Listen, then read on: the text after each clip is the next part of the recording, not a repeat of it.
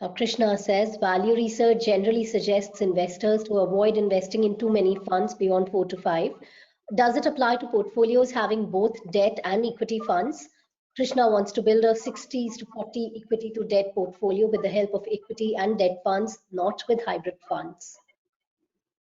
Okay, well, I'd say that there is no specific hard and fast rule around the number of funds that you should have in the portfolio, but we generally believe that diversification is important and one should diversify, but one should not go overboard.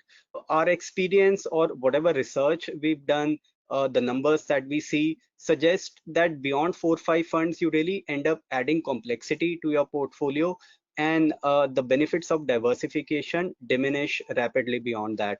In fact, we did a very comprehensive study recently, the results of which we published in our monthly magazine Mutual Fund Insight some time back, where we looked at the multi-cap category, and we ran an analysis on all possible portfolio combinations that were possible within the multi-cap category, ranging from portfolios of 2 funds to 8 funds. Now, this exercise yielded portfolio combinations somewhere close to 48 lakh.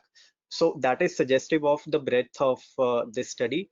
And we considered a time period of the last 10 years.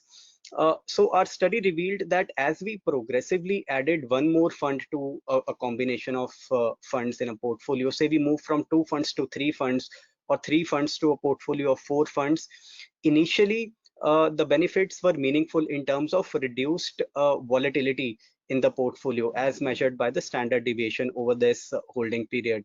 But progressively, as we moved beyond 4 or 5 funds, the incremental reduction in volatility was not meaningful. So the idea is that beyond 4 or 5 funds, the benefits of diversification diminish rapidly. But on the other side, you add on to the complexity of managing a bigger portfolio, and at times large number of funds can also become a drag on the performance. So that's why we believe that 4 to 5 funds is a good enough number for a portfolio.